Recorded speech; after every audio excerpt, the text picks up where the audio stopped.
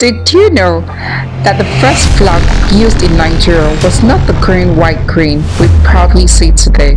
In fact, if you had walked through Nigeria in the early 1900s, the flag flying above government buildings would have looked completely different. It did not represent Nigerian culture, land, or identity. Instead, it reflected colonial rule. At that time, the territory that later became Nigeria was under the authorities of the British Empire. Between 1900 and 1911, the region used a colonial flag designed according to the standard of British system used across many of its territories. Now imagine what this flag looked like. The background was deep blue, a style known as the blue Essen.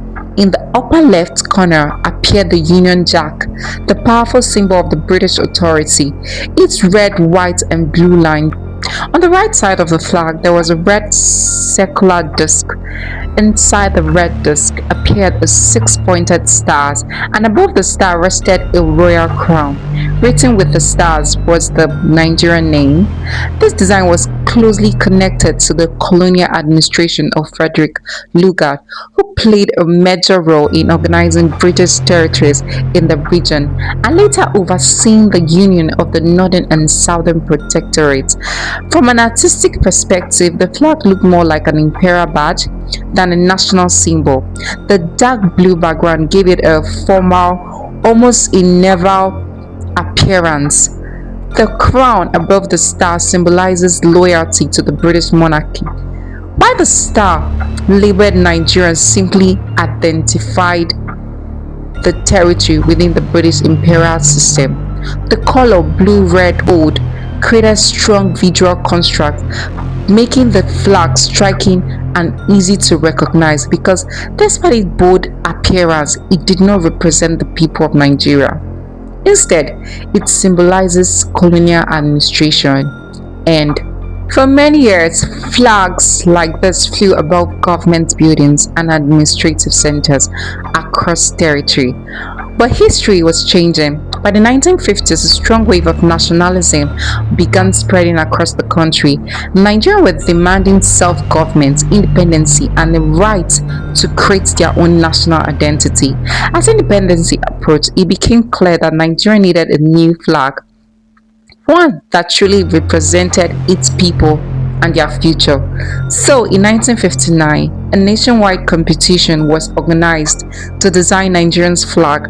Out of the 100 submissions, the winning design came from a young Nigerian student named Michael Taiwo Akinwumi. His design was simple but powerful: three vertical stripes, green on the left, white on the center, and green on the right.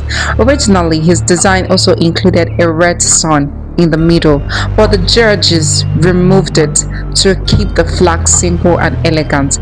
Each color carried an important meaning. The green stripe represented Nigeria's rich vegetation, fertile land, and agricultural wealth.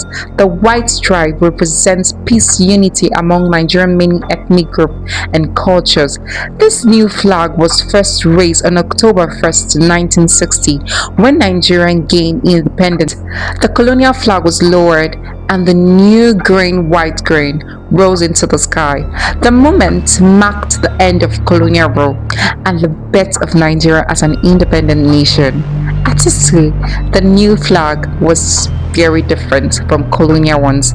Instead of crowns and foreign symbols, the Nigerian flag embraced simplicity, balance, and meaning drawn from the land itself.